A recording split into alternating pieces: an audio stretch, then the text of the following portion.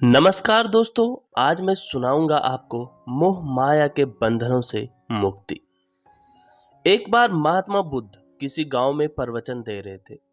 वे अपने शिष्यों को समझा रहे थे कि मनुष्य के दुख का कारण स्वयं को किसी से बांधना। उनके अनुसार जहां भी मोह माया का बंधन होता है वहां दुख स्वयं ही हो जाते हैं। इसलिए मनुष्य को अपने दुखों की मुक्ति पाने के लिए मोह माया के बंधनों से बाहर निकलने का प्रयास करना चाहिए। इसके बाद महात्मा बुद्ध ने सभी लोगों को आशीर्वाद दिया और अपने आश्रम को लौट गए। अगले दिन उनसे एक व्यक्ति मिलने आया। वह महात्मा बुद्ध को दंडवत प्रणाम करते हुए बोला कि हे प्रभु, मैंने कल आपका उपदेश सुना था। आपकी बातें मेरे हृदय में उतर गई। मैंने अपने बंधनों को तोड़कर सारी मोह माया का त्याग कर दिया है। अब मैं आपकी शरण में आना चाहता हूँ। उस व्यक्ति की बातें सुनकर महात्मा बुद्ध मुस्कुराए और धीरे से बोले कि वत्स, मुझे विस्तार से बताओ कि तुमने कौन कौन से बंधन तोड़े हैं और किसका मोह त्याग दिया है।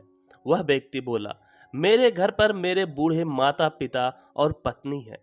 मेरा एक छोटा बच्चा भी है। मेरी पत्नी बहुत बीमार रहती है।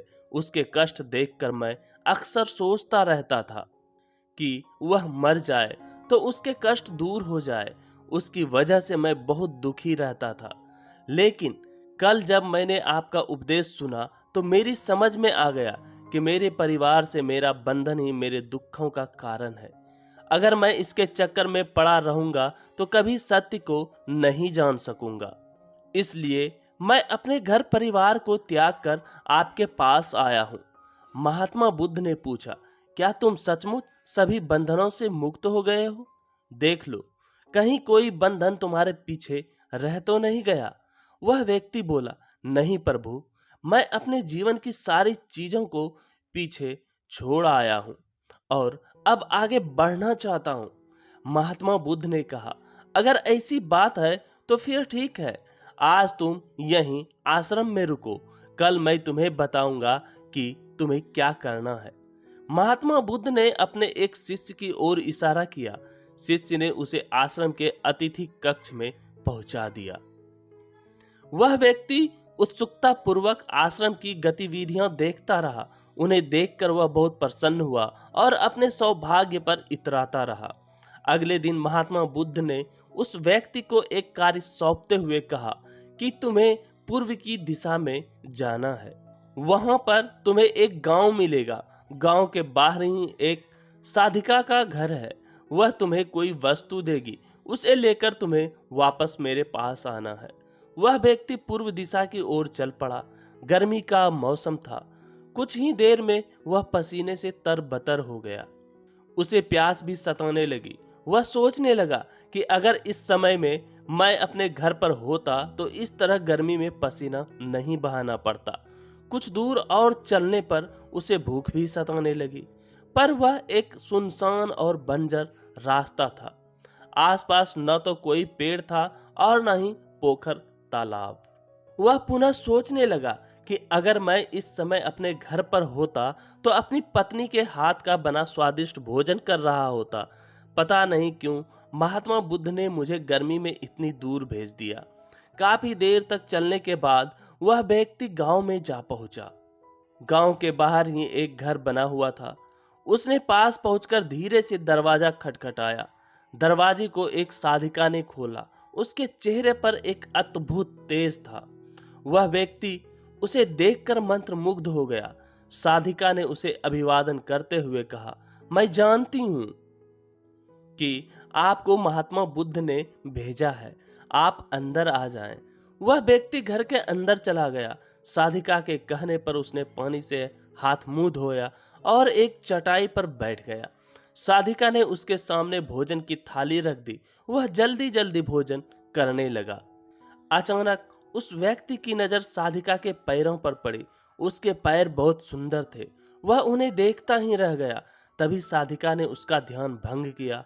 वह बोली, जिस व्यक्ति को महात्मा बुद्ध के चरणों में स्थान मिल जाता है फिर उसे किसी अन्य के चरणों की आवश्यकता नहीं पड़ती। साधिका की बात सुनकर वह व्यक्ति लज्जित हो गया और नजरें नीची करके चुपचाप भोजन करने लगा। भोजन करने के बाद साधिका ने कहा, आप बहुत दूर से आए हैं, थक गए होंगे, यहीं चटाई पर लेट जाएं, मैं पंखा कर दूंगी। वह व्यक्ति बहुत थका हुआ था। वह चटाई पर लेट गया और अपनी आंखें बंद कर ली। साधिका उसे पंखा करने लगी, पर लेटने के बाद भी उस व्यक्ति को चैन नहीं आया। उसने धीरे से अपनी पलकों को खोला और चोर नजरों से साधिका को देखने लगा। वह सोचने लगा, यह स्त्री कितनी सुंदर है, इसकी वाणी कितनी मोहक है। अगर यह मेरी पत्नी होती तो मेरा जीवन स्वर्ग बन जाता। साधिका उसके मन की बात समझ गई। वह बोली, शरीर में कुछ नहीं रखा है, यह केवल मांस, मज्जा और अस्थियों का जोड़ है। जो व्यक्ति इसके आकर्षण से मुक्त हो जाता है वही सत्य को प्राप्त कर पाता है। यह सुनकर वह व्यक्ति घबरा गया। वह चटाई से उठ बैठा और बोला, अब मुझे महात्मा बुद्ध के पास जाना चाहिए। कृपया आप मुझे वह सामान दे दें जिसके लिए महात्मा बुद्ध ने कहा था। साधिका ने मुस्कुराकर जवाब दिया, महात्मा बुद्ध ने आपको जिस कार्य के लिए भेजा था वह पूर्ण हो चुका है। साधिका की यह बात उस व्यक्ति को समझ में नहीं आई। वह दरवाजे की ओर बढ़ चला। दरवाजे के पास पहुंचकर वह एक क्षण के लिए रुका और पलटकर बोला, क्या आप अंतर्यामी हैं? आपने मेरे मन की बातें कैसे समझ ली?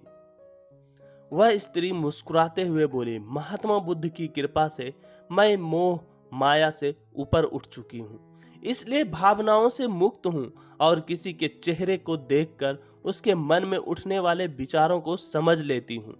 उसकी बातें सुनकर वह व्यक्ति एक बार पुनः लज्जित हुआ और सोचने लगा कि जिस स्त्री ने सच्चे मन से मेरा सत्कार किया, मैं उसके बारे में क्या क्या सोचता रहा। उसके बाद वह महात्मा बुद्ध के आश्रम की ओर वापस चल पड़ा। आश्रम में पहुंचकर वह व्यक्ति महात्मा बुद्ध के चरणों में गिर पड़ा और बोला, महात्मन, मुझे माफ कर दे, मैं बड़ा पापी हूँ। उसकी बात सुनकर महात्मा बुद्ध मुस्कुराए और बोले, मैंने तुम्हें साधिका के पास इसलिए भेजा था ताकि तुम अपने आप को देख सको। अब मुझे बताओ, क्या तुम सचमुच मोह माया के बंधन को त्याग चुके हो? वह व्यक्ति कुछ नहीं बोला। वह नजरें नीची किए चुपचाप खड़ा रहा। बुद्ध ने कहा, बाहरी बंधन और मोह को त्यागने से हम बंधन मुक्त नहीं होते। दरअसल बंधन और मोह हमारे भीतर होता है। तुमने परिवार को छोड़ दिया और सोचा कि मैं बंधन मुक्त हो गया, लेकिन जैसे ही तुम्हें अवसर मिला तुम्हारे भीतर का मोह जाग उठा और इसी वजह से आज तुम अपने आप को पापी समझ रहे हो। उस व्यक्ति ने अपने हाथ जोड़कर कहा, मुझे क्षमा कर दें प्रभु। फिर वह धीरे से बोला, आप सही कह रहे हैं, मैं केवल अपनी पत्नी से पीछा छुड़ाना चाहता था। वह बहुत बीमार रहती है, मैं कुछ ज्यादा कमाता भी नहीं हूँ, इसलिए मैं अपने परिवार के दायित्वों का निर्वहन भी ठीक ढंग से नहीं कर पा रहा हूँ। शायद इसलिए मैं अपने परिवार से पीछा छुड़ाना चाहता था, पर अब मैं समझ गया हूँ कि मेरा परिवार ही मेरा सत्य है और उसके दायित्वों का निर्वहन ही असली कर्म है। महात्मा बुद्ध बोले, मैं जो कुछ भी कहता हूँ वह अपने अनुभव के आधार पर कहता हूँ। लोग मेरी बातों को सुनते तो हैं, पर वे अपने स्वार्थ के अनुसार ही उसका अर्थ ग्रहण करते हैं। इसलिए मोह, माया, काम, क्रोध और इच्छा को लोग बाहर की ओर खोजते हैं, जबकि यह हमारे भीतर ही है। हम दूसरों को देखकर तरह तरह की कामना करने लगते हैं। कामना से इच्छा जन्म लेती है। इच्छा की पूर्ति न होने पर क्रोध उत्पन्न होता है। इस तरह यह सब एक दूसरे से जुड़े हुए हैं। क्रोध के लिए हम सदैव दूसरे को जिम्मेदार ठहराते हैं, जबकि क्रोध का स्रोत हमारे भीतर ही है। तुम चाहोगे तो क्रोध आएगा, तुम चाहोगे तो क्रोध नहीं आएगा। इसी तरह बंधन बाहर नहीं होते, हमारे मन में ही होते हैं। हम मन से ही किसी से बंध जाते हैं और मन के कारण ही हम दुख पाते हैं।